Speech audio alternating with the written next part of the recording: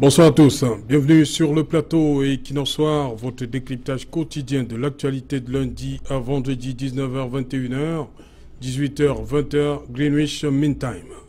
Le docteur vétérinaire Mohamedou Dewa, président du conseil régional de l'Adamawa, est le seul parmi ses pairs à ne pas appartenir au rassemblement démocratique du peuple camerounais.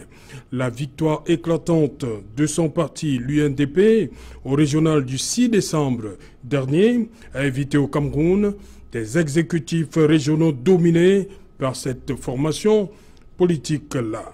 Le parti de Bello Bouba Maïgari a dit non à l'hégémonie.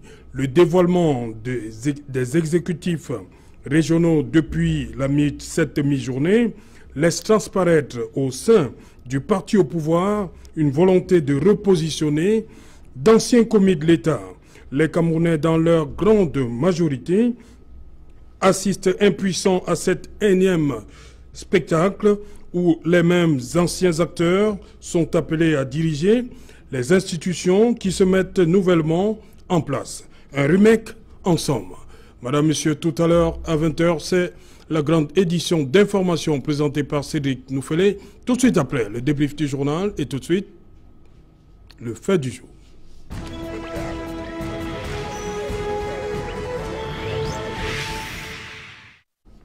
Exécutifs régionaux, une affaire d'anciens commis de l'État. Pour répondre, pour discuter de cette question, nous avons invité Eric Pelap. Bonsoir Eric. Serge Alain, bonsoir à mes co-panélistes, bonsoir à vos nombreux téléspectateurs. Voilà Eric Pelap du Social Democratic Front qui n'a pas participé au régional, pourtant il a des élus, mais ces conseils vont s'imposer à vous, que vous ayez participé ou pas. Oui, les conseils vont s'imposer à nous que nous ayons participé ou pas, mais je tiens à rappeler que nous n'avons pas participé au régional parce que nous avions un certain nombre de revendications. L'une des premières, c'est que le contentieux des municipales n'était pas épuisé.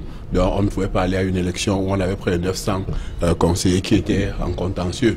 L'autre chose également, c'était la question de la crise des régions du Nord-Ouest et du Sud-Ouest. Je tiens à rappeler aux uns aux autres que pendant les élections de février, nous avons des camarades sur qui on a tiré, nous avons des camarades qui ont été enlevés, nous avons des camarades qui ont perdu la vie, nous avons des camarades qui ont perdu leur bien.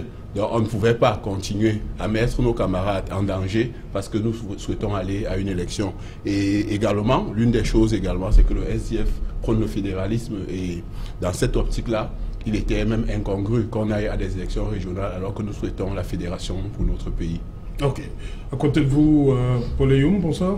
Bonsoir, c'est Jalin, bonsoir à tous mes co-panélistes, bonsoir aux millions de téléspectateurs. Vous savez, votre programme, c'est toujours un immense plaisir d'être là. C'est l'un des programmes les plus suivis de la planète. Et j'ai vu hier au journal d'Equinox qui montrait les réalisations des infrastructures du gouvernement, mais je n'ai pas entendu qu'on a dit que c'est la chaîne du pouvoir. Ça veut donc dire que Equinox peut bien montrer ce que le gouvernement fait, mais personne n'écrit que c'est la chaîne Equinox du pouvoir. montre ça? Oui, moi j'ai vu ça hier au journal. D'ailleurs, quand Equinox montre, moi je vous soupçonne même d'aider le régime, parce que vous montrez ce qu'ils ne font pas, et vous revenez montrer quand ils ont fait. Mais là, ils ne disent pas que vous êtes la chaîne du pouvoir du RDPC. Moi, je vous soupçonne de travailler pour le régime. Bonsoir, Maître Ngefak. Saint-Jalin, un bonsoir spécial à mes amis de Kolofata. Je ne sais pas si vous connaissez Kolofata. Kolofata, c'est cette maison de vin blanc qui est la dernière gargote lorsque vous êtes au péage de Boum-Niebel. C'est entouré d'une banderole de l'UPC renversée. N'entre dans cette gargote que celui qui a au moins la licence. Et c'est des jeunes gars de ce coin qui dans la journée ils sont au champ, dans la soirée ils reviennent avec les récoltes, c'est-à-dire leur vin blanc, et ils boivent à tout de rôle. J'ai eu la chance d'être invité et je leur ai promis, mes très chers, Kolofata ça va. Mon deuxième bonsoir va à ma famille indienne de Kolafamba où j'ai passé un week-end merveilleux. C'était bien le Cameroun. Merci. Ah, le Cameroun est bien? Ah, c'est le meilleur, c'est le beau pays. Ah, ok. C'est tellement beau que dans une région, vous avez le gouverneur, vous avez le préfet, vous avez le président de région. Vous ne savez qui fait quoi. Je veux que vous m'expliquiez ce soir. Bonsoir. Bonsoir Serge Alain, bonsoir à tous les télécopanélistes, bonsoir à vos téléspectateurs. Ouais, il y pense justement, aujourd'hui, on a dévoilé, on connaît maintenant les différents présidents de conseils régionaux. Est-ce que vous êtes surpris par les noms qui sont sortis du chapeau aujourd'hui? Je me permettrai d'abord de faire un devoir républicain, de féliciter ceux qui ont été élus, oui, de féliciter ceux qui ont reçu... Il y a eu élection? Oui, certainement, ils ont eu l'élection de plein droit. Il faut toujours, dans la marche de la République, constater ce qui avance. Même si l'avancée a créé des problèmes, ça nous permet quand même de réfléchir. Donc, les féliciter, tout en disant que le plus dur est à commencer.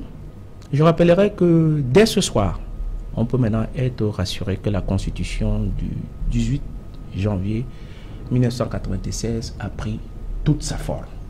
Donc, vous pouvez compter le nombre d'années qu'on a mis pour qu'elle puisse prendre toute sa forme. Donc, à partir de là, je pense que je suis à côté d'un juriste. Il pourra nous rappeler que c'est une fois que c'est rentré en opposition qu'on peut dire qu'on ne parle plus d'un pays qui a deux constitutions. Aujourd'hui, c'est une seule constitution. Le deuxième élément, c'est que nous constatons, et vous l'avez bien introduit, que dans cet immense plaisir où le RDPC chevauche à grands pas, il n'y a que l'UNDP. Et je rappelle en passant que l'UNDP est allié du RDPC depuis le 7 décembre 1997. Et que l'UNDP est parti de 88 députés, est tombé à 1, puis commence à remonter. Cela atteste de ce que l'UNDP a traversé sa mutation. Maintenant, elle est en train de reconquérir un certain nombre d'électorats. Et le troisième élément que je voudrais dire en endroit de tout le monde, c'est que maintenant, c'est terminé. La prochaine bataille, c'est la mère de toutes les élections présidentielles. Voilà à peu près le schéma que je peux me faire cet après-midi. Maintenant, on peut lire si là et là tout se semble bien, mais en entrant dans ce studio, les informations qui me sont parvenues pour les zones où l'opposition a eu quelques postes de conseillers régionaux, notamment de l'Ouest, là c'est extrêmement difficile, c'est très compliqué, pour la plus simple raison que l'UDC qui en fait a 17 conseillers régionaux, qui représentent 24% de l'électorat en termes de pourcentage, le Noun qui est la plus grande région, ou le plus grand département, bien entendu, de la région de l'Ouest, le Noun qui a le plus grand nombre de conseillers régionaux, le RDPC ne veut rien céder à l'UDC. Or, les dispositions légales obligent naturellement la composition sociologique et la représentativité de toutes les formations politiques a été présente dans l'exécutif. Le dernier, naturellement, c'est certainement, et qui nous informera de ce qui s'est passé dans les régions anglophones, parce que là, il y a eu les chefs qui ont voté à part et les conseillers régionaux qui ont voté à part. Et nous avons vu une image qui commence à circuler sur les réseaux sociaux, celui du Vouri, où on voit le chef du premier degré être le sujet du président régional. Et voilà dans quelle république nous sommes. La tradition, nos cultures sont complètement bafouées sur l'autel de la démocratie. Voilà où nous en sommes. C'est le cliché que je voulais planter. J'espère que tout à l'heure, nous irons prendre quelques éléments pour montrer que, inéluctablement, nous devons faire le fédéralisme. Ça devient irréversible.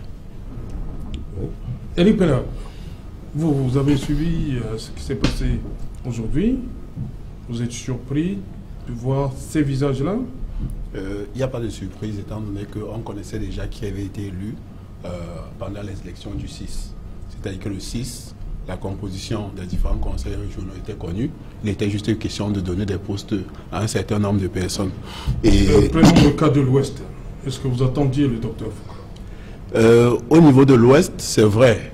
Beaucoup, dans les réseaux sociaux, on parlait d'une autre personne. Même la presse, même une certaine presse. Non, sauf que cette certaine presse, il y a la réalité politique, qui est la réalité du terrain.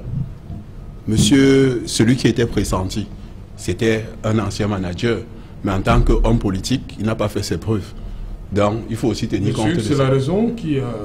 Je ne suis pas militant du RDPC, donc je suis mal placé pour pouvoir déterminer quels sont les éléments, quels sont les critères qui ont permis leur choix. Mais ce que je sais, c'est que celui qui est élu aujourd'hui, c'est quelqu'un qui, sur le plan purement politique, a fait ses preuves, alors que celui qu'on annonçait sur le plan politique, c'est vrai, sur le plan managérial, il a fait ses preuves, mais sur le plan politique, pas vraiment.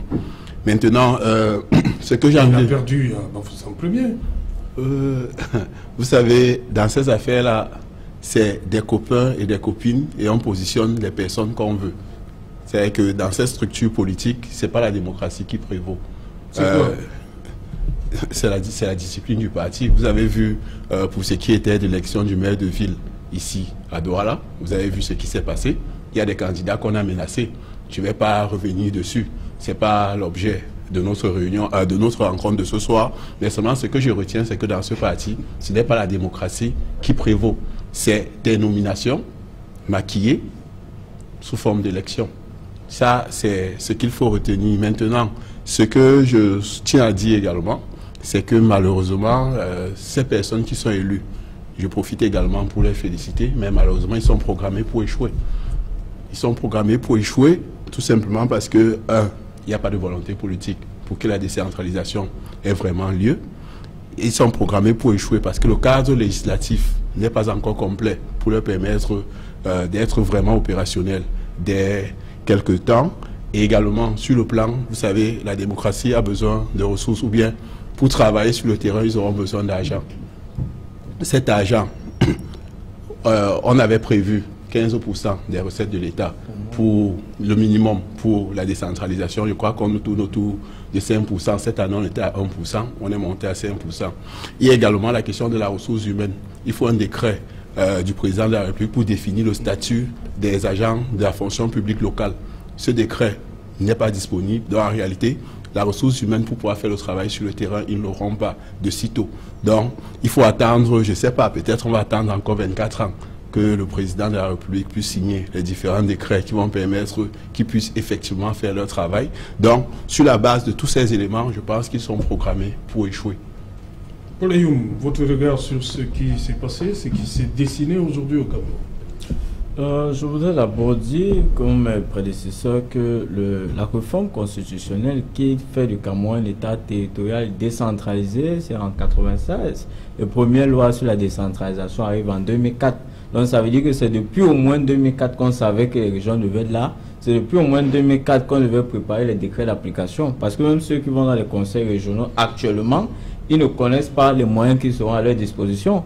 Vous avez vu qu'il y a eu le grand dialogue qui a donné le Code général sur les collectivités territoriales décentralisées, loi qui a été votée à l'Assemblée nationale, promulguée par le chef de l'État, la loi du 24 décembre 2019, qui disait que les collectivités territoriales décentralisées doivent avoir au moins 15% du budget de l'État pour pouvoir fonctionner. Et vous voyez là, le gouvernement envoie un message clair, zéro décentralisation en 2021, tout simplement parce que la loi des finances qui a été votée n'accorde pas les 15% qui devaient aller aux collectivités territoriales décentralisées. Maintenant, donc, où nous allons dans un schéma où même si vous prenez tous les meilleurs joueurs du monde, vous leur donnez un ballon qui est percé, c'est-à-dire une décentralisation qui n'est pas dans le contenu, mais avec des gens qui peuvent avoir des compétences. C'est là où je rejoins Eric, que les résultats risquent d'être biaisés, parce qu'il y a des hommes qu'il faut peut-être, mais la décentralisation n'est pas là-dedans. Deuxième élément, vous avez le problème de la house rotif. Le grand frère Ilès y passe sur un problème très pertinent.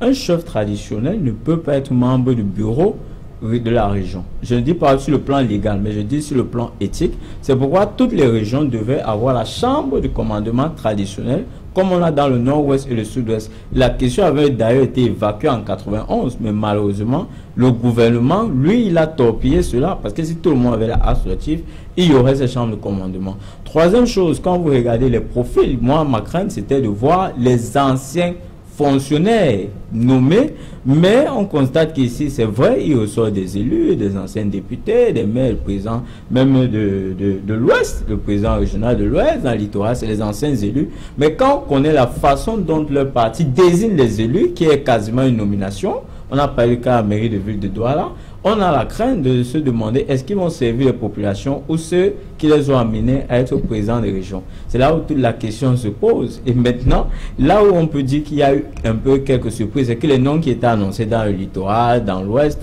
c'est pas les noms qui sont sortis à la présidence de la région. Par contre, dans le centre, sans surprise, M. Gilbert Timiovuna, à qui on peut mettre l'actif d'avoir géré la mairie de Yaoundé, d'avoir modernisé, après même le feu Emma Basé, d'avoir encore modernisé Yaoundé, on peut le lui concéder. Mais la question est, est-ce qu'on ne pouvait pas aussi au niveau de la région du centre renouveler avec d'autres hommes? Et là-bas, il y a un autre problème, parce que vous savez que même dans les régions, il y a les problèmes de représentation des départements. Nous, par exemple, nous qui sommes dans le Voé, nous savons qu'il y a toujours la polémique au niveau de la mairie de Douala, nous autres les Douala par exemple. Donc le fait qu'on n'ait pas la présidence régionale, je crois que peut-être on peut considérer que ça c'est quelque chose d'équitable. Mais par contre, dans le centre, il y a des gens qui peuvent vous dire qu'ils auraient choisi que ce soit quelqu'un qui ne soit pas du Fundi. Du Fundi, je crois, du Fundi. Donc, c'est peut-être la question qu'on peut se poser là-bas. Et pour chuter, l'UNDP, pour répondre à M. Zipan sur le cas de l'UDC, l'UNDP a la majorité des conseils régionaux dans la Damawa. L'UNDP, c'est les conseils régionaux là-bas, mais l'UNDP a tous les sièges dans la Damawa. Non, en violation de la loi. Non, il y a un poste qui revient au RDPC. Sauf si ça met échappé. Il y a un siège qui revient au RDPC. Maintenant, qu'il faut votre lecture. Déjà, on termine ce tour de table avec ça, avec ce qui s'est passé aujourd'hui. Saint-Jalin, ma lecture première est celle de savoir que le pouvoir État a réalisé en la forme ce qu'il avait promis. L'élection présidentielle, les municipales, ensuite, voilà les régionales. En la forme, le pari est gagné. Bon, pour faire quoi? C'est-à-dire il faut aller au fond. Et on se tient, on prend donc ce cas. Au fond, je regarde l'essentiel, le cadre normatif. C'est-à-dire la loi qui encadre ce que ceux qui ont été élus et ceux qui festoient ce jour vont faire, dans quel cadre ils vont évoluer. Saint-Jalin, je vais emprunter à M. Zipan son document pour présenter l'essentiel. Vous voyez ce document, il s'appelle le Code général de la décentralisation. Pour qu'il soit effectif, je convoque notre Premier ministre. Il faut déposer au-dessus de ce Code général des collectivités territoriales 32 décrets. Il faut déposer au-dessus de ce code 32 décrets. C'est le Premier ministre qui nous l'a dit. Ça ne date pas d'une semaine. Au moment où nous parlons, il n'y a que 6 petits décrets qui ont été signés. 20 sont en préparation et les 6 autres n'y pensent même pas. Alors, ça veut dire que cette loi, elle est terriblement incomplète. Pour ne pas dire qu'elle n'existe pas. Ça veut dire que ceux qui ont été élus, ils n'auront rien à faire. Parce qu'il n'y a aucun cadre normatif qui leur montre ce qu'ils doivent faire, comment ils doivent faire et jusqu'à quand ils doivent faire. Lorsque l'activité de celui qui a été aujourd'hui n'est pas légalement encadrée, il verse dans la gabégie et le TCS l'attend. Vous voulez leur faire peur là? Ce n'est pas moi. Vous voyez, il n'y a pas de loi. Et votre thème, si je le lis bien, une affaire d'anciens hauts commis de l'État, c'est-à-dire ils sont à la retraite et on les accompagne sous cette forme à une bonne retraite apaisée. C'est-à-dire allez vous reposer là-bas. Même la loi pour travailler, il n'y en a pas. Il n'y en a pas encore, maître. Bon. Ajoutez tout ce que vous voulez comme qualificatif. Pour l'heure, il n'y en a pas. Il n'y a pas. Et si ça prend le temps que ça prend, vous voyez, même en 2035, on ne sera pas proche de la moitié des 32 décrets. Donc, c'est un gouffre inutile à sous qui venait d'être créé. Et de deux, mon deuxième constat est celui de la destruction de la culture. Je me souviens, en classe de terminale, notre professeur de philosophie disait, celui qui a tout perdu est celui qui lui reste au moins la culture. Lorsque vous avez tout perdu, ne perdez pas votre culture. À travers ce que nous venons de voir, les Camerounais sont en train de sacrifier même leur culture. Je me demande bien, est-ce que les gardiens de la culture au Cameroun, ils sont conscients de ce qu'ils sont en train de faire? Ils détruisent au rythme du RDPC la culture du Cameroun. Il faut que les spécialistes de la communication, les enseignants par région, les professeurs par région, se retrouvent dans leur chefferie, donnent les cours de recyclage sur la culture à ces messieurs. Nous n'allons pas refaire le Cameroun. À défaut, il faut qu'ils relisent l'aventure ambiguë. Parce que là, nous sommes vraiment en droite ligne dans ce que la Grande Royale décrivait. Ce qui se passe heurte les consciences. Nos chefs n'ont plus de valeur. Ce sont nos cultures qui se meurent à travers des petits textes concrets pour caser les retraités qui n'auront rien à faire. Voilà le premier constat que je peux faire, c'est jamais. Voilà, Hilaire Zipan, l'article 307 du Code général, dans son alinéa 2, dit « Le président du conseil régional est une personnalité autochtone de la région élue en son sein pour la durée du mandat du conseil, c'est-à-dire 5 ans. » Il y a quelqu'un qui pense qu'aujourd'hui, ce jour, il y a eu autochtonisation de la décentralisation. Oui, ça peut être un angle d'approche qui peut permettre à ce que l'on puisse ressasser ou retrouver notre assise traditionnelle. Ça peut pris sur cet angle-là, c'est possible. Mais c'est dans l'expression démocratique qu'on peut avoir des écueils dans cette approche-là. Mais si nous attendons sur la philosophie de cette loi, et je pense que là, Maître Ngueffer l'a dit, il y a beaucoup de manquements. Il est dit également que le conseil est constitué du conseil et du président. En même temps, il y a un premier vice-président qui est élu au suffrage direct.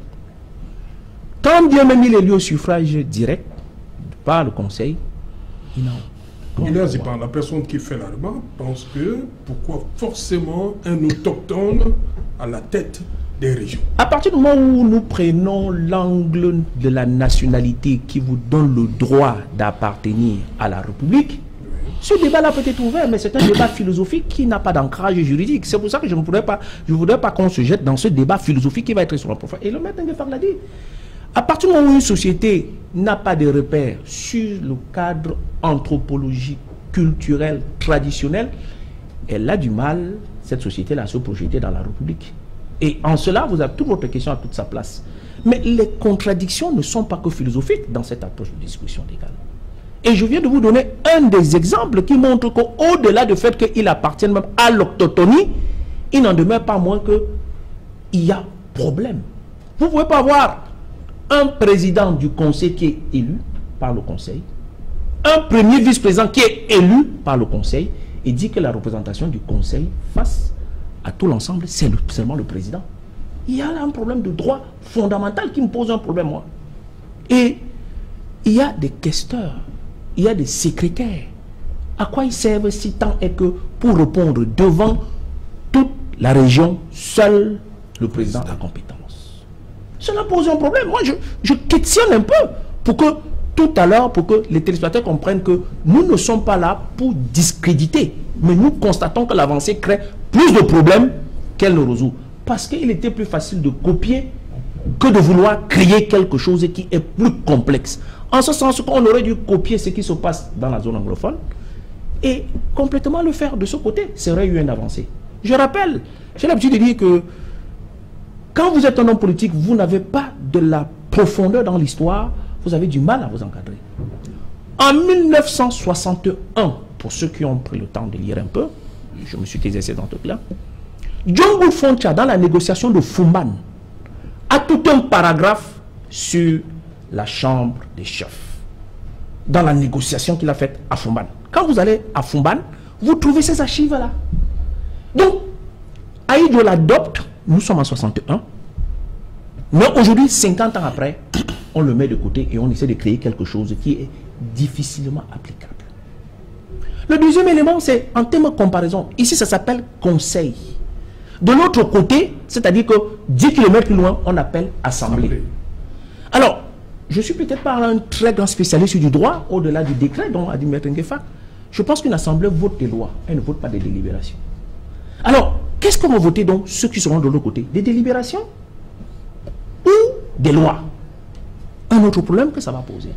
Et enfin, la disposition de l'article 487, c'était pour verser des éléments dit article 487 sont rendus obligatoires à compter du 1er janvier 2023. Donc, tout ce qu'on est en train de mettre en place, nous serons rendus obligatoirement qu'en 2023. C'est la réalité. Je lis ce qui s'est écrit. Donc, je ne crée rien.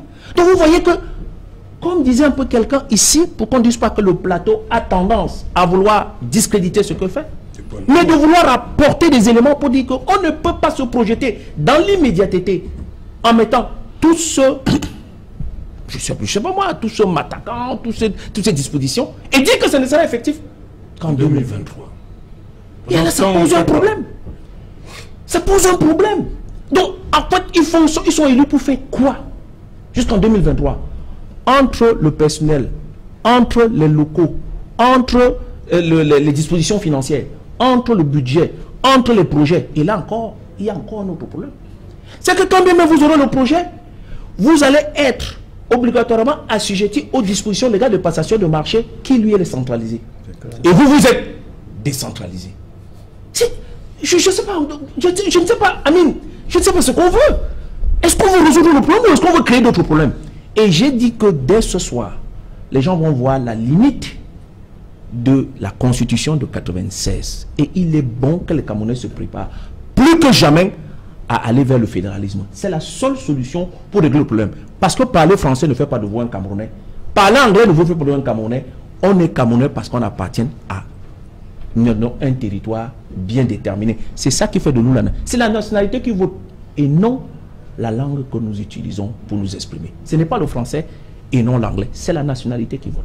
Okay. Donc vous voyez que là également, on vient de poser là un autre dernier débat. Et je voudrais dire que la scène d'aujourd'hui, il faudra que les gens regardent très bien ce soir qu'on a vu les chefs, et ça m'écoeure, parce que je connais ce que vous représentez les chefs dans la ville où je vis, ici à Douala. Je vois comment ils ont la solennité. Je vois le respect qu'on les accorde. J'ai vu ce soir un chef à côté d'un sujet, tenter de lui rendre toute la grandeur parce qu'il est élu et lui n'en est que le vice. Honte à notre République. Eric Pelap, je vais vous lire cette sortie de Maître Pensi du RDPC. Il a dit aujourd'hui, ceux qui sont aux affaires depuis de l'indépendance ne veulent pas laisser les affaires. La soif du pouvoir est toujours vive. J'espère que c'est vraiment Maître Pensi qui a tenu ce discours, parce que le modèle, c'est M. Biya qui est à la tête de l'État depuis 38 ans. C'est plein de ce qui s'est passé encore aujourd'hui. Vous savez, l'exemple vaut mieux que la leçon. Si M. Biya souhaite, parce qu'il ne faut pas oublier que pendant les législatives, on avait également souhaité qu'un certain nombre de caciques laissent la place aux jeunes. Oui. Et on sait ce qui s'est passé. Il y a un malade qui a quitté la France précipitamment pour venir se battre pour sa place. Et finalement, il est resté à son poste. Donc, ce que je veux dire, c'est qu'à ce niveau-là, nous avons déjà le président de la République qui lui-même est là depuis... en tout cas, depuis que je suis né, c'est le seul président que je connais. Donc, rassurez-vous que venir dire ça aujourd'hui, en réalité, c'est vouloir... Le chef montre l'exemple. L'exemple du chef, c'est il faut rester éternellement. Et maintenant, ceux qui sont en bas s'assurent qu'ils suivent l'exemple du chef. Vous ne pouvez pas vouloir... il est difficile, en tout cas, j'ai eu la chance d'enseigner, il est difficile, lorsque tu es avec des enfants ou bien avec des apprenants, de leur dire des choses que toi-même tu ne fais pas. C'est ton comportement, ce sont tes agissements qui parlent plus que ce que tu dis. C'est pourquoi il y a une citation qui dit souvent tes actes parlent tellement fort que je n'entends pas ce que tu dis. Et justement, dans le cadre de ce parti, j'ai dit, je ne suis pas venu ce soir parler d'eux, tout simplement parce qu'en réalité, ils font tout sauf de la démocratie. Et pour ce qui est de la longévité, c'est d'abord leur chef qui a décidé de rester éternellement au pouvoir. Vous savez que la constitution de 96 avait prévu un mandat de 7 ans renouvelable une fois. Et en 2008, je crois qu'on a eu officiellement près de 40 morts pour pouvoir modifier cette constitution. Mais les organisations de la société civile sont à près de 200 morts. On a marché, on a fait tout ce qu'on a fait. Ça n'a pas empêché qu'ils modifient la constitution pour se représenter ad vitam aeternam. Et vous vous rappelez, pour les élections de 2018, le président de la République a fait une campagne de 7 minutes. C'est-à-dire qu'il a quitté ici, il a pris son avion, il est allé, je crois, c'était à Maroua. Il a parlé 7 minutes et c'était bon pour la campagne. Et depuis qu'il a fini la campagne, il a prêté serment. Personne ne le voit sur le terrain. Maintenant, c'est pas ça l'objet de la discussion de ce soir, mais il faut comprendre que si ces personnes continuent à rester, c'est parce que le chef lui-même reste. Si le chef part, il y a de fortes chances que beaucoup de ses amis partent avec lui. Voilà, Maître Nguefa, sur cette, ça prouve quand même qu'il y a un malaise. Cette façon de remettre les mêmes au même poste, ça dérange quelque part. Hein? Quand Maître Pincy le dit, ceux qui sont aux affaires depuis l'indépendance ne veulent pas laisser les affaires. C'est il faut être honnête. Quelqu'un vous répondra que le président Paul Biya a tout essayé. Qu'il a nommé les ministres de 29 ans, il a nommé 24 ans. Après, vous regardez les NAM, il a nommé. Il faut être honnête. Oui. Eric Pelap. Bon. Il retorquera que mais, au SDF, le président a passé combien d'années? Est-ce qu'il peut justifier vraiment l'objet de son départ ou bien il est effectivement parti? C'est quand il revient que ça reprend. J'espère que vous blaguez. À la présidentielle de 2018, nous avions un autre candidat que notre président. Mais... Non, il parle de la présidence du parti. Ok. Vous voyez que nous ne sommes pas ensemble. Okay. Donc, moi, je ne pense pas que l'âge soit tellement le problème. Ça participe, mais ce n'est pas le nœud gordien. Oui. Ce n'est pas ça le problème. Si on installe tous les gérontocrates, et que le pays fonctionne. Si tu arrives, je donne un exemple, si tu arrives devant l'entrée du président de région du centre et que tu marches 15 mètres sans trouver un caniveau tordu, sans goudron, alors qu'il venait juste de changer de poste, ça fait problème. Oui, je parle de M. Ntimevoula. Quand vous êtes devant son portail, à votre gauche, 15 mètres, la route est pourrie. Pourrie depuis quand? Depuis qu'il n'est plus délégué? Je ne sais pas pourquoi. Non. Vous voyez le reste. Vous prenez cet exemple pour nous dire quoi? Je donne pour dire que il paraît que depuis qu'il est parti, la saleté s'installe à Yaoundé. Devant sa porte. J'ai vécu. C'est notre pays. Ça veut dire que lui, s'il restait peut-être, on aurait autre chose. Bon, seulement voilà. Il reprend peut-être les commandes de quelque chose. Est-ce qu'il pourra travailler aux côtés du préfet, travailler aux côtés du gouverneur, travailler aux côtés du maire de la ville? Qu'est-ce qu'il vient faire? Voilà les vraies questions. On attend 2023. Donc, vous comprenez donc avec moi que c'est un reposoir. Il faut attendre 2023. Non, c'est une grimace. Nous devons dire autrement les choses. Il faut que ceux qui veulent vraiment le bien de ce pays, qui prennent du recul, qui ne travaillent pas pour satisfaire la curiosité de la communauté internationale, qui veut voir si les rapports montés sont sérieux ou sains. Non.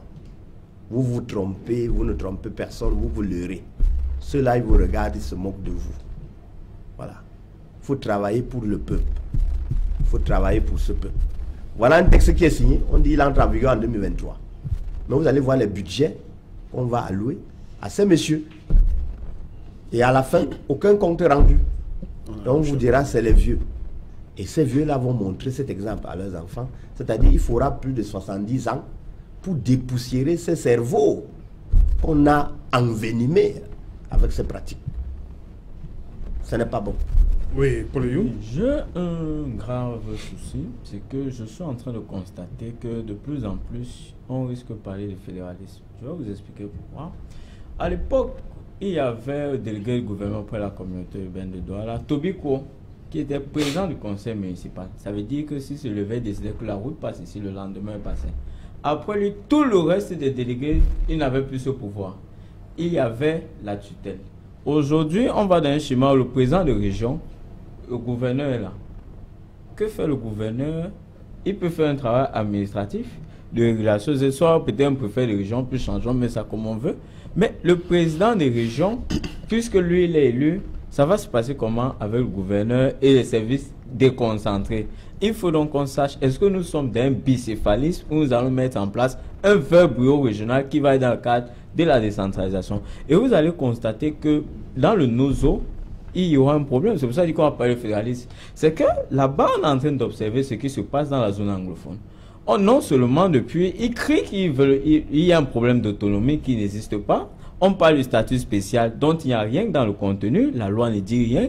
Ce n'est pas clair.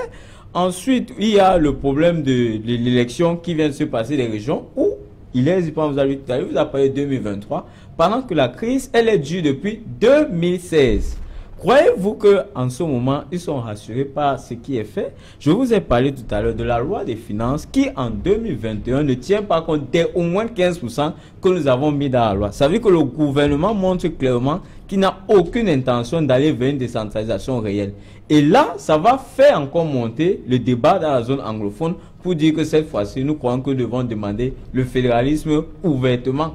Parce que si nous restons dans ce type de décentralisation bancale, avec tous ces dispositifs qui empêchent à ce que l'autonomie qu'ils revendiquent ne soit exercée, je vous assure, on va se retrouver encore dans 2 ans, peut-être dans un autre dialogue, pour parler maintenant de la question du fédéralisme. C'est pourquoi on aurait dû évacuer un certain nombre de choses, notamment mettre dans toutes les 8 autres régions du Cameroun une chambre de commandement traditionnelle, accepter les minimum 15% de la loi qui a été votée, promulguée par le chef de l'État, mettre cela en place dès 2021 pour montrer la réelle intention d'aller vers la décentralisation. Aujourd'hui, donc, les gens vont s'installer dans les régions, ils ne savent même pas encore la dotation qui sera à leur disposition. La loi ne parle qu'ils auront un certain nombre de taxes qui vont collecter ici et là, etc.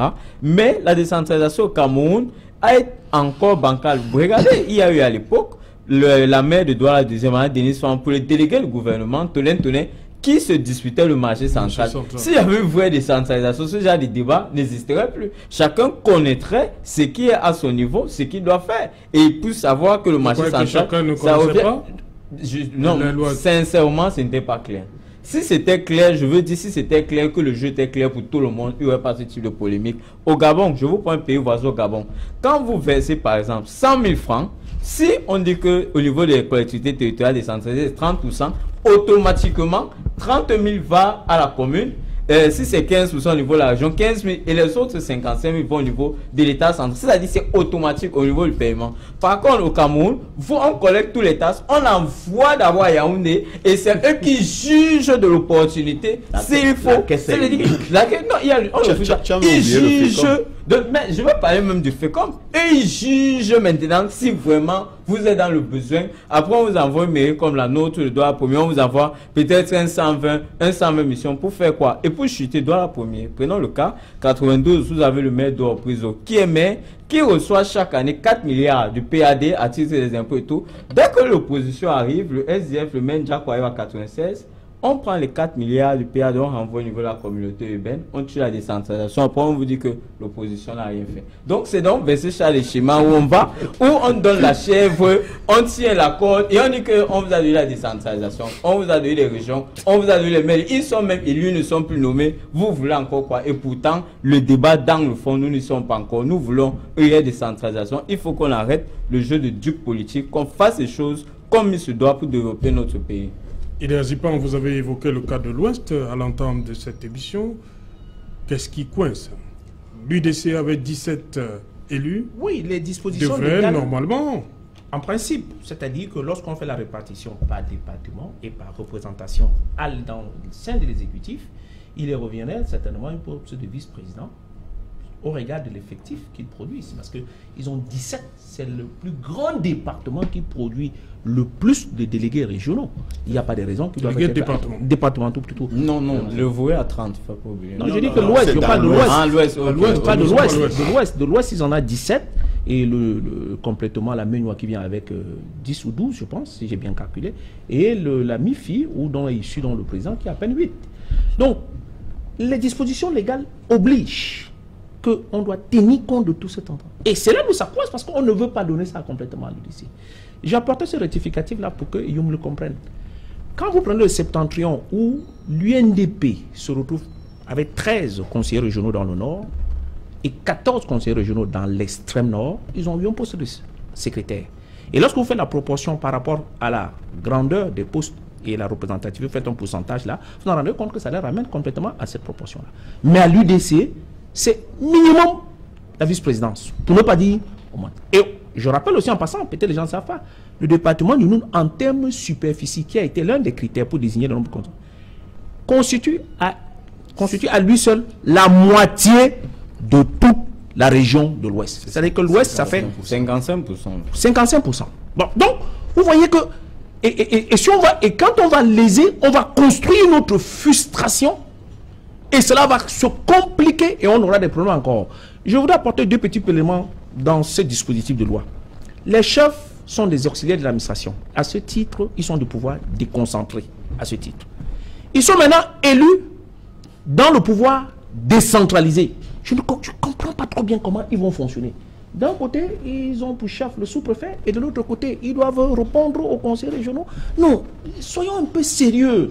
Je vous assure, je vous dis que ça va créer plus de problèmes que ça va... Depuis le début, j'étais au grand dialogue, j'ai été à cette commission, j'ai dit que ça ne va créer que des problèmes. Parce qu'elle est précipitée, cette loi. Elle n'a pas pris en compte tous les contours de notre...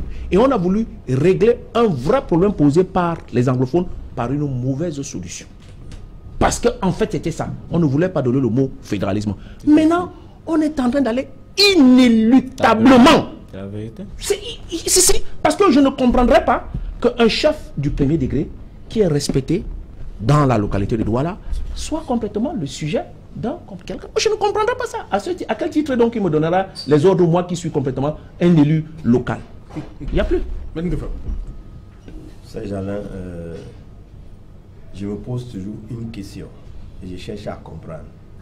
À l'heure actuelle, entre le préfet, le gouverneur, le président des régions, qui fait quoi dans l'intérêt de ce peuple? Pourquoi autant de cumul? À côté, il faut y greffer encore le maire de la ville. Mieux encore, il y a un secrétaire général nommé à l'intérieur de la région. Pas le président de la République. Même pas le président de la République. Saint-Jalin, je me pose toujours cette question.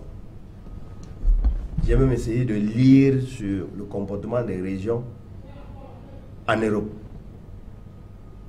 Ce n'est pas comme ça en France. Qui est notre pays Nous sommes les d'exemple. meilleurs élèves là-bas. Mais ce n'est pas comme ça.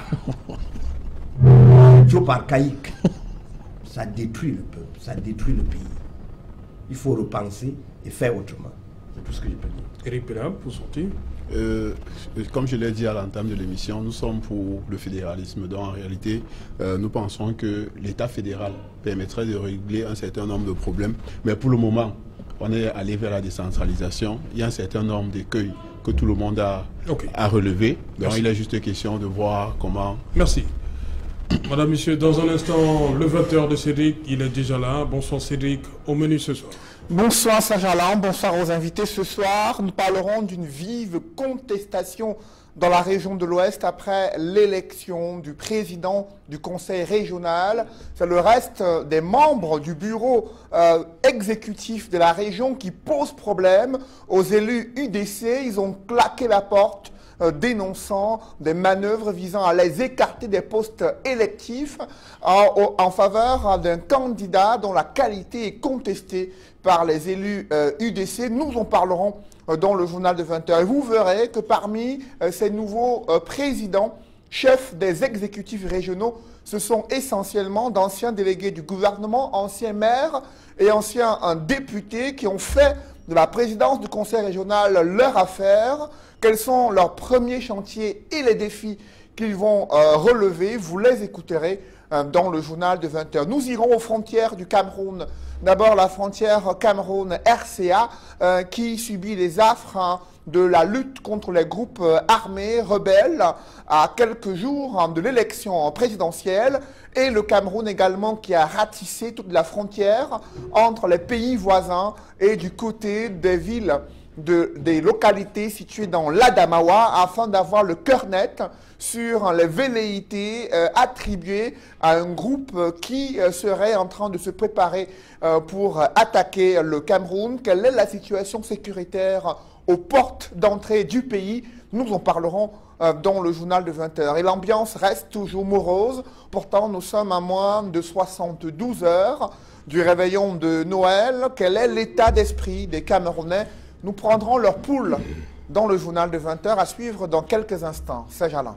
Voilà, justement, dans quelques instants, ce sera le développement de tous ces titres dans le 20h de Cédric Nouffelé. Quant à nous, on se retrouve après pour Equinox Soir, deuxième partie, le temps du débrief, toujours en compagnie de nos invités. Dans un instant donc, je vous l'ai dit, c'est le 20h de Cédric Nouffelé. Lance du 21 au 29 décembre 2020 l'emprunt obligataire par appel public à l'épargne. BDAC 5,45% net 2020-2026.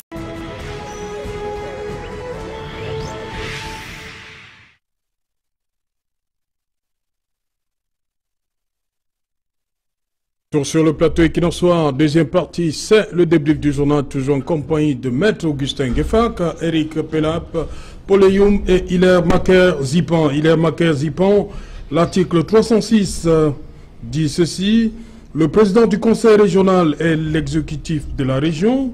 Il est assisté par un bureau régional élu en même temps que lui au sein du conseil. Le bureau régional doit refléter la composition sociologique de la région. Qu'est-ce qui se passe véritablement? Je pense que tout est dans cet article et il faut essayer de respecter autant que faire se peut. Nous connaissons un peu comment ça s'est passé à Douala-Premier. Rappelez-nous un peu, rappelez-nous les chiffres. L'UDC a combien d'élus à l'ouest? À l'ouest, le département qui fournit le plus grand nombre des élus, c'est le département du Noun. 17 conseillers régionaux. Conseillers de département. Oui, 17 conseillers de département. Voilà, qui viennent des départements, on les appelle les conseillers régionaux, oui. Mais viennent dans le Noun, 17. Suivi donc de la Ménois, 12. Et ensuite, naturellement, le MIFI qui a pu pouvoir le donner à peine 8. Cette répartition tient compte de la population, de la MIFI à la présidence. Exact, de la superficie pour pouvoir attribuer ce nombre.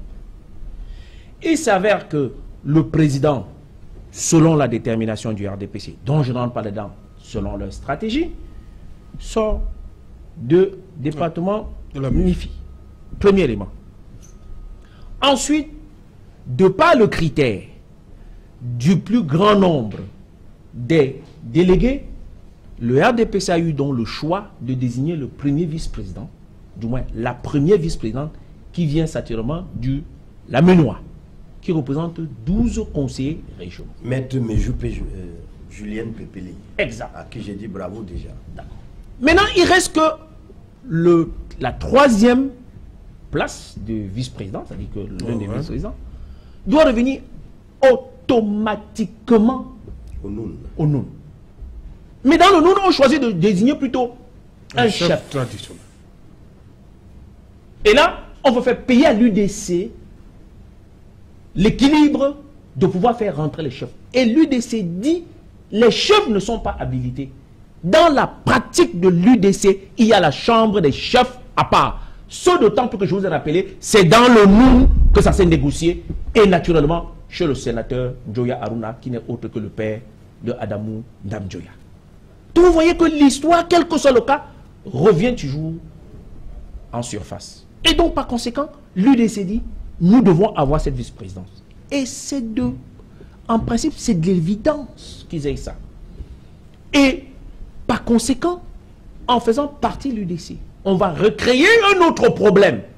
Ce d'autant plus que le NUN représente à lui seul la moitié, pour ne pas dire 55% de la région de l'Ouest. Et représente en termes démographiques près de 1 200 000 personnes, quand tout l'autre l'Ouest a 1 100 000. Donc, ne créons pas le problème.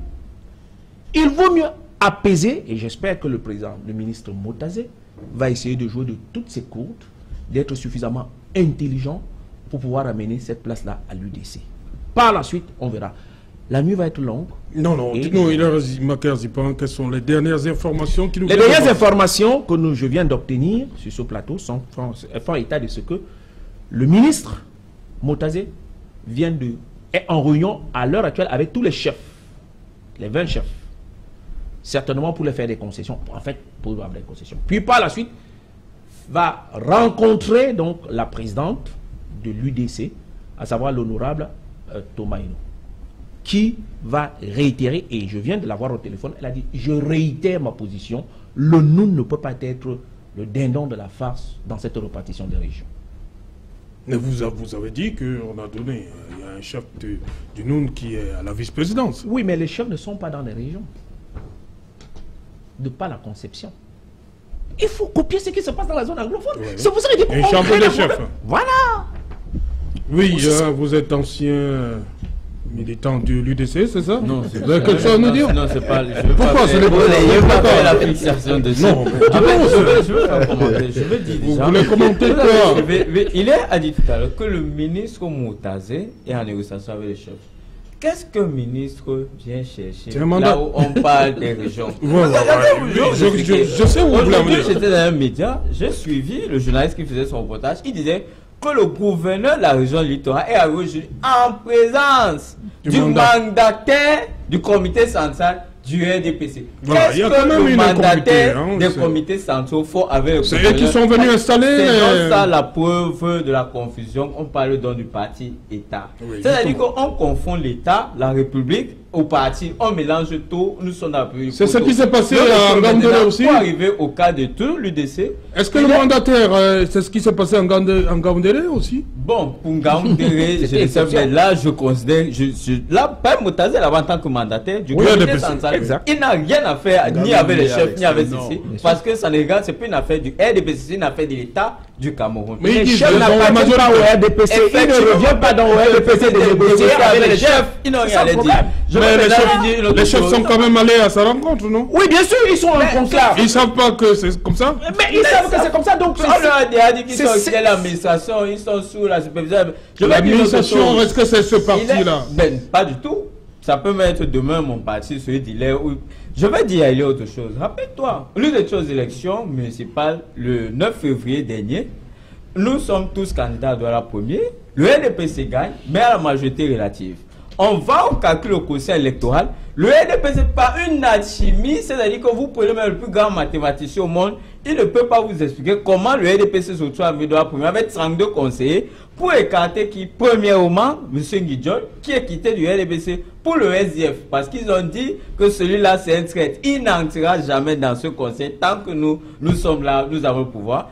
Il est aussi dans ce calcul conseil électoral, devait entrer. Donc c'est le même schéma qu'ils sont en train de reprendre. Ils sont mal au contentieux. Moi, je leur avais dit, Maître Ngefa, c'est un avocat. Il connaît ce que la justice du Cameroun. Et c'est le même schéma qu'on est en train de reproduire dans le NUN, pardon, à l'ouest, où le NUN devait d'abord être représenté. L'UDC, en tant que parti qui est la deuxième partie là-bas, après le RDPC, comme on a fait pour l'UNDP d'Adama, le Nord et l'extrême Nord, devait avoir au moins un poste dans ce conseil régional. Mais vous voyez... Non, un poste de vice-président, ce n'est pas... Non, moi je dis même un poste seulement de manière vague. Mais vous voyez, on torpille une disposition non seulement légale... Est-ce que c'est nouveau? Quelque chose de légitime. C'est nouveau là, chez vous? Ce sont des faits qui sont répétitifs. Et ça montre que nous avons affaire à des gens qui ne sont pas du tout sérieux dans les démarches. Je veux donc dire au ministre Motazé, j'ai beaucoup de respect, beaucoup d'estime, plus c'est un très grand ministre, mais les affaires de la République, ce ne sont pas les affaires du parti. Ok, Eric Pelab, sur cette situation que vit actuellement l'UDC dans la région de l'Ouest. Vous savez... Vous n'êtes pas allé à cette élection, mais j'ai dit, ça va s'imposer à tout le monde. Hein? Non, vous savez, j'ai la chance d'être dans la commune de Douala 5e. Oui.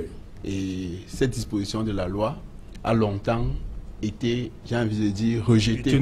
À Douala 5e, on sait. Et jusqu'en 2013 également. Hein? Non, jusqu'en 2015, pas sincèrement, on a dû malheureusement attendre le décès du maire Foning pour pouvoir appliquer cette disposition. Pour pouvoir appliquer cette disposition de la loi. Donc on est dans un système où on va à l'Assemblée, on vote des lois.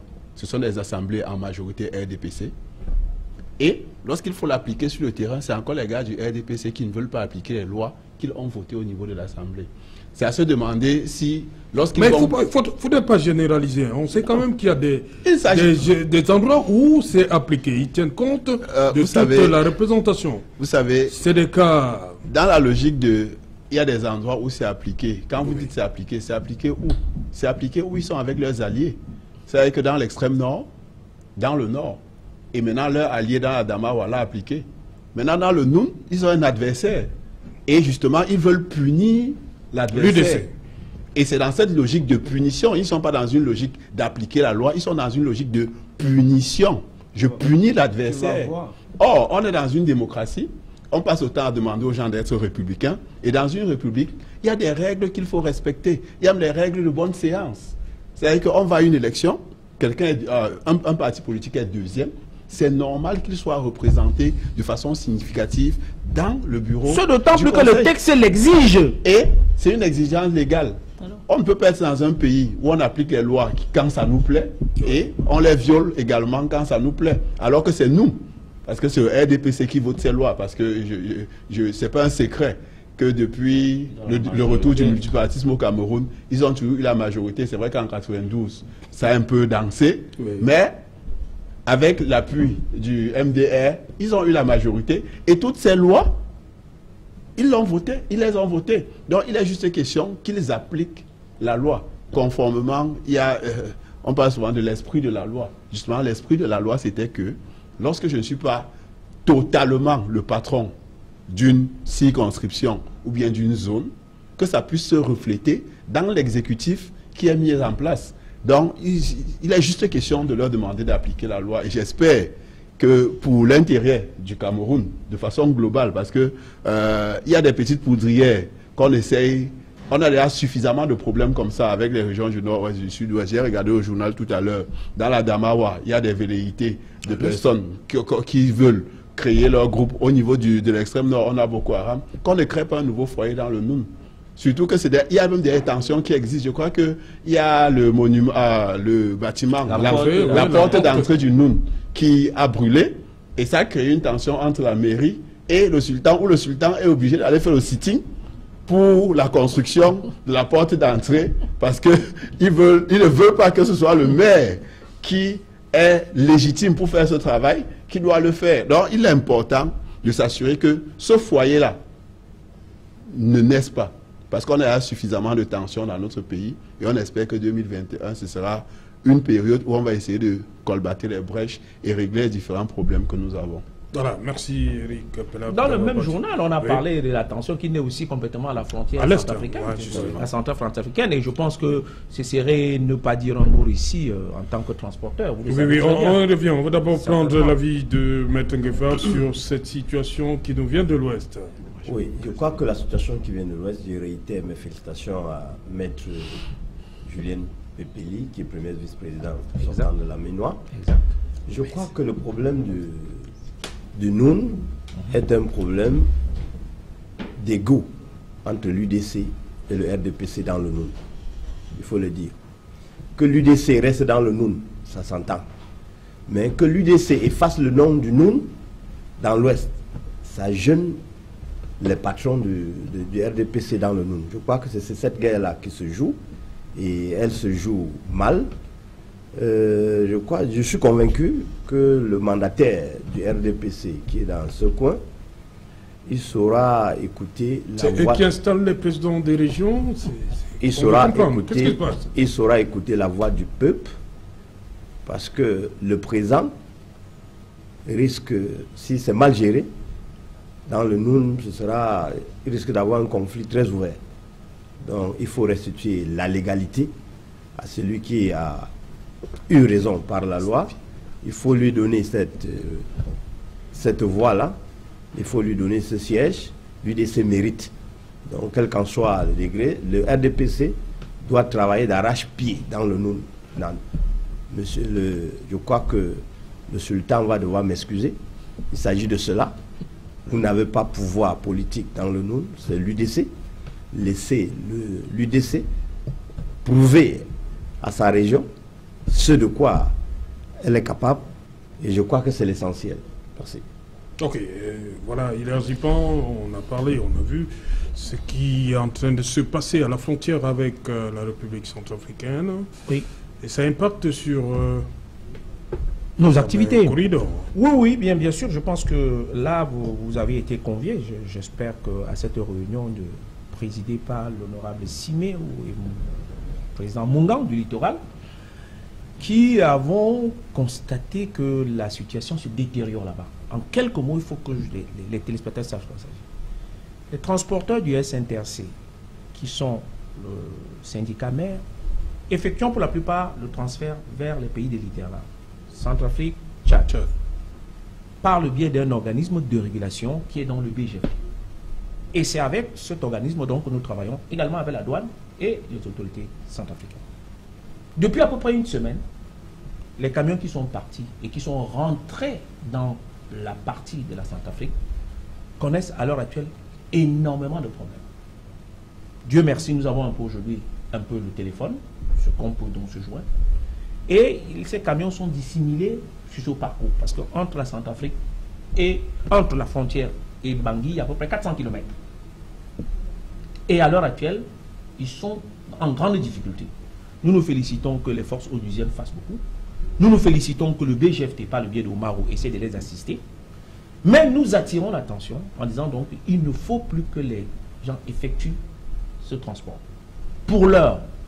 Parce que prendre la marchandise, c'est être garder cette marchandise. Prendre cette cargaison, c'est se mettre à dos complètement les documents douaniers afférents qui ont des délais contraignants. Et donc je suis dit dans l'occasion pour dire que ce travail-là doit être fait. Mais il faut dire que les autorités camerounaises doivent suivre de très près ce qui se passe en Centrafrique. Parce que c'était une accalmie totale jusqu'à ce que les élections soient annoncées, jusqu'à ce que l'on pressente que probablement, je dis bien probablement, le président Touadéra sera reconduit. Alors là, est venu donc des groupes armés qui étaient des adversaires d'hier. C'est-à-dire que les Balaka et les anti-Balaka se sont mis ensemble pour combattre Séléka et Balaka pour combattre le président Touadéra. Il faut que nous nous interrogeons pour savoir qui a fait cette passerelle entre des ennemis jurés d'hier qui sont aujourd'hui déterminés à renverser le président Touadéra. Parce qu'il s'agit purement et simplement d'un coup d'État.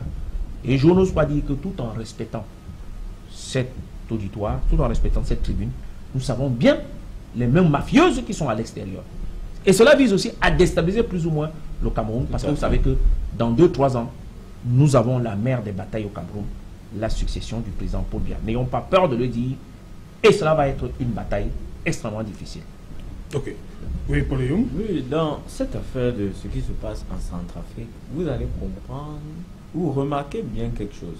Il y a un silence étrange de ce que vous appelez souvent la communauté internationale, qui sont toujours prêts à monter au créneau, mais là, on ne dit rien, simplement parce que ça arrange les intérêts de certains pays que je ne veux pas citer ici. C'est donc la preuve qu'en fait, les Africains doivent comprendre que ce qu'on appelle communauté internationale, c'est des pays bien spécifiques qui utilisent le mot communauté internationale pour agir derrière sur ce déguisement.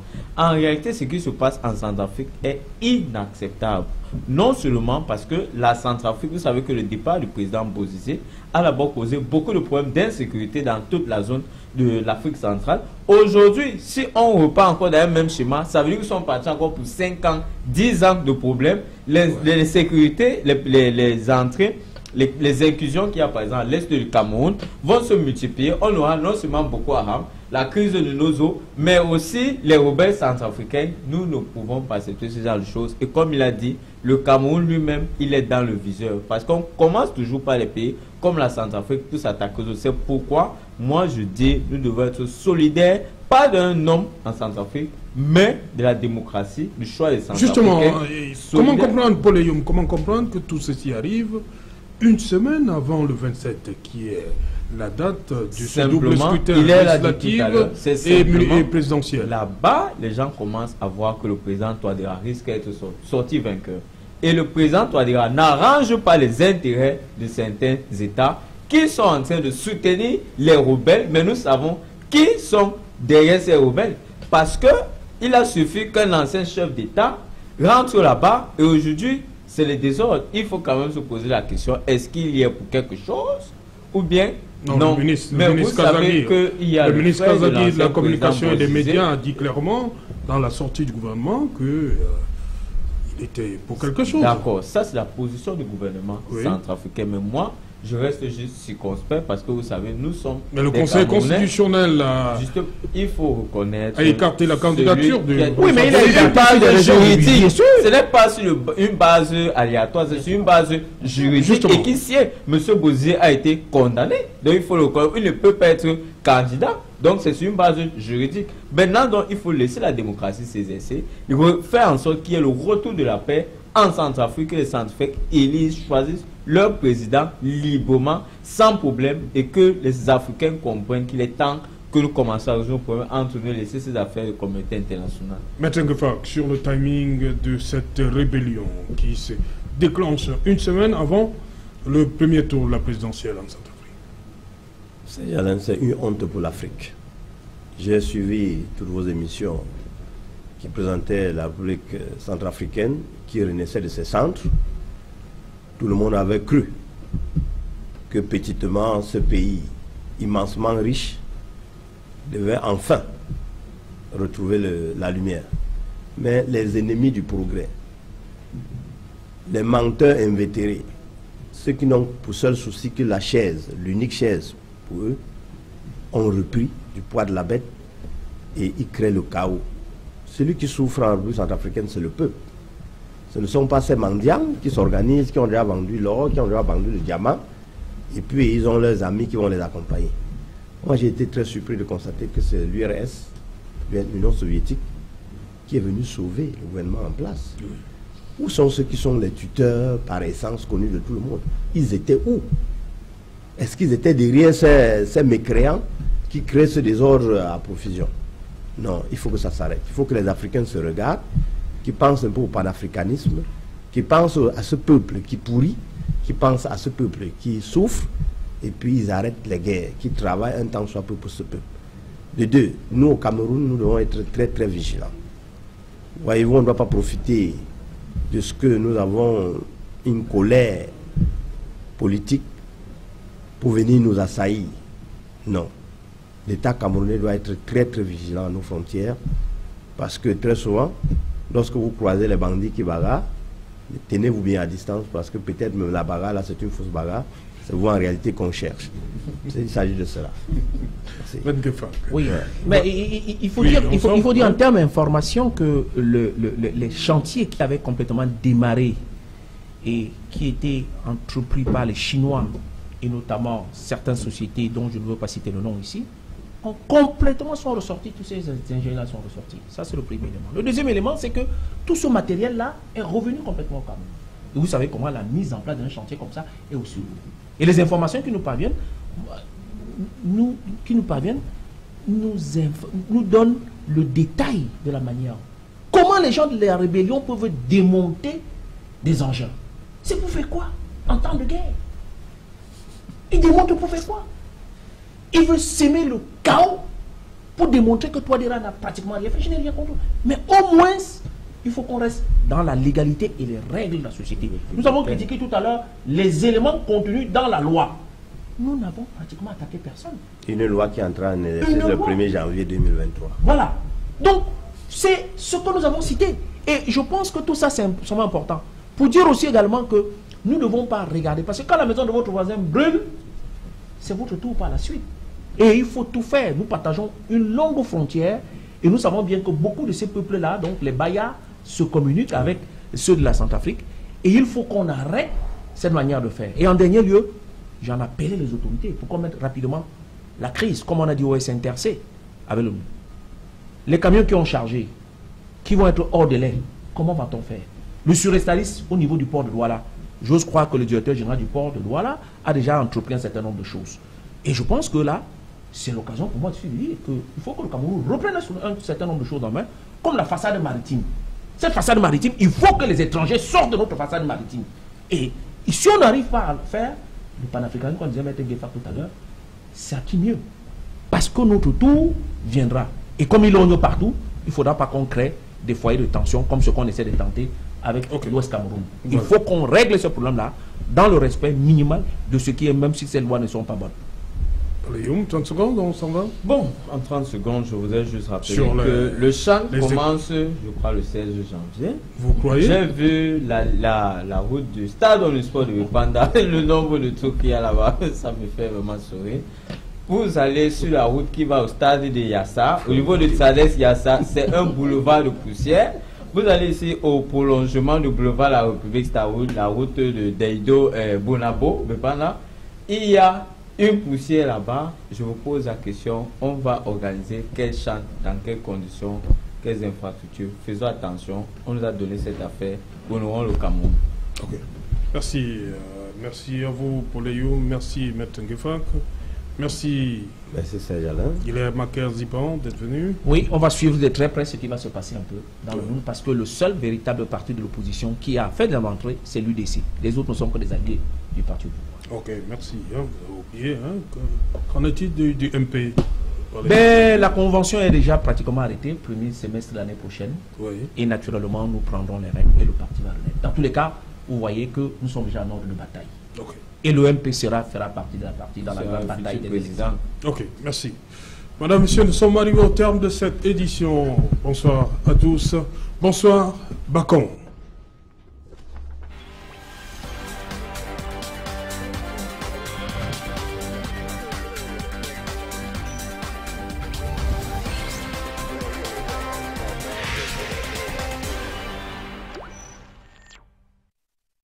La date du 14 décembre 2020 s'inscrit désormais en lettres d'or